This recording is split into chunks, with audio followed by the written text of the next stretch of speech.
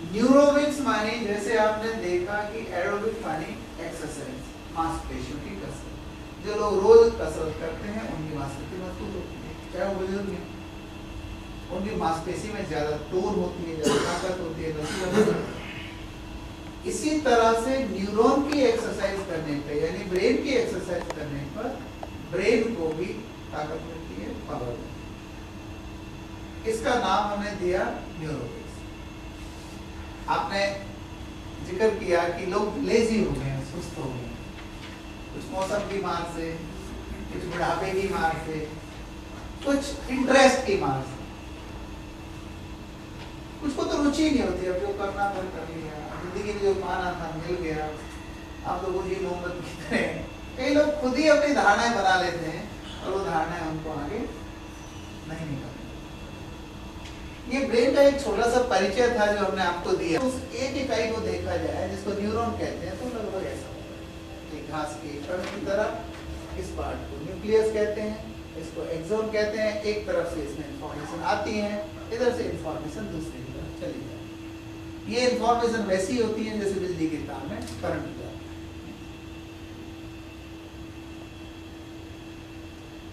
जैसे हम एक सिकुड़े हुए कपड़े को देखें, या यूं कर लें कि एक छोटे से बर्तन में हमें 2 किलो रेशम का 2 या 3 मीटर कपड़ा उसमें डालना है, तो कैसे करेंगे?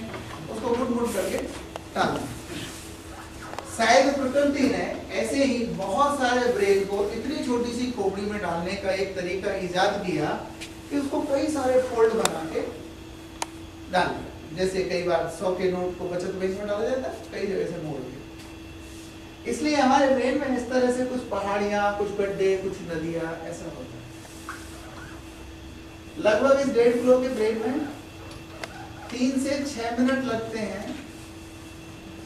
अगर इसको ऑक्सीजन ना मिले तो मरने में, कोई पानी में डूब जाए, किसी का गला दबा दिया जाए, तो ये भयंकर कंप्यूटर बंद हो जाता है।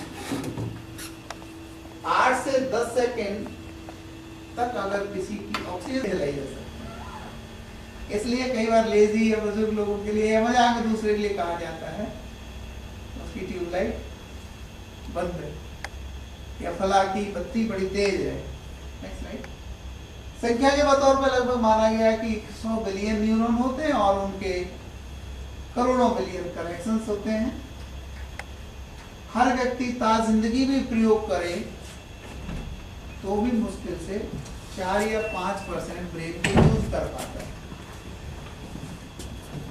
बहुतों का ब्रेन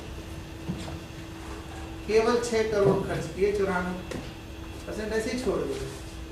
ऐसी ही हिस्ट्री लगभग ब्रेन की है। आज हम जो तरीके आपसे डिस्कस करेंगे, वो जो बाकी हिस्सा है उसको कैसे काम में लिया जाए, इस बात पर।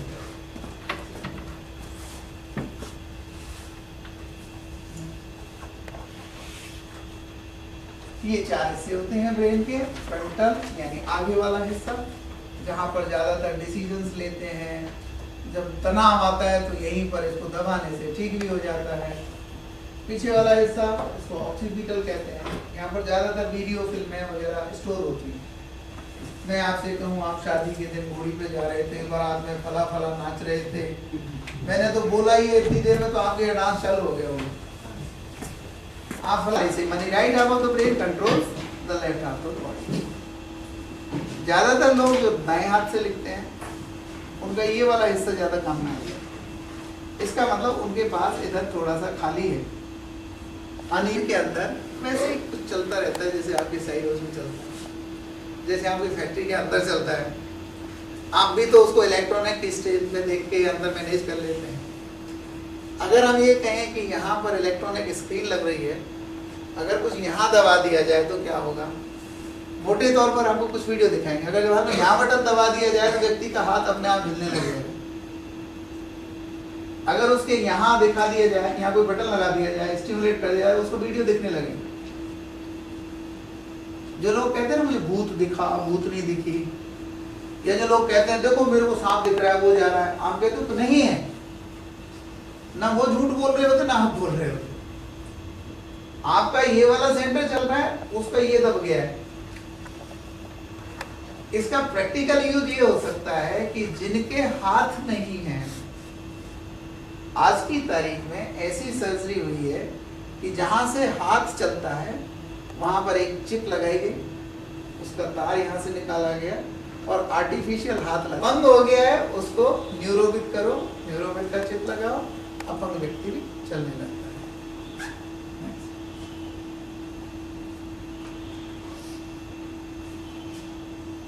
ये हमारा ब्रेन का सबसे अच्छा हिस्सा, बड़ा हिस्सा, बाहर का हिस्सा है। इसको सेरेब्रम कहते हैं। राइट हाफ में दाईं तरफ में जो ब्रेन होता है वो थिंकिंग का काम, जो लेफ्ट हाफ होता है वो ज्यादा मस्कुलाइन टाइप का ब्रेन होता है, जिसका ना मर्दानगी वाला ब्रेन लेफ्ट वाला होता है, पुरुषोचित कार्य यही करेगा। और जो राइट हाफ होता है उसमें ममता, करुणा, प्रेम, प्यार, ये सब इसमें स्टोर होता है। पर नेचर बड़ी अजीबोगरीब है, उन्होंने दोनों का बड़ा मिश्रण बनाया है। अगर मैं ये कहूँ कि हर पुरुष में कुछ स्त्रियों वाले गुण भी होते हैं और बहुत स्त्रियों में कुछ पुरुषों वाले गुण भी हो सकते हैं, और दोनों के मिश्रण से ही एक अच्छा उत्तम जीवन बनता है, तो गलत नहीं होगा। वो बात ब्रेन में भी, इन दोनों के इस मिश्रण को जो बीच में जोड़ता है उसको फाक्स कहते हैं, फाक्स सेरेब्राई। और ब्रेन को अगर बीच में से काटें, प्याज की तरह या सेब की तरह काटें, तो ये ऐसा दिखता है। जैसे सेब में बीच में बीज होता है, इसमें भी होता है। जैसे ये पीछे जूड़ा होता है, इसमें भी होता है। ये बैलेंसिंग का काम करता है। अलग अलग हिस्से का अलग अलग काम है। और ये जैसे गोभी के फूल का डंठल होता है, ऐसे ही ब्रेन के इस डंठल को ब्रेन स्टेम कहते हैं।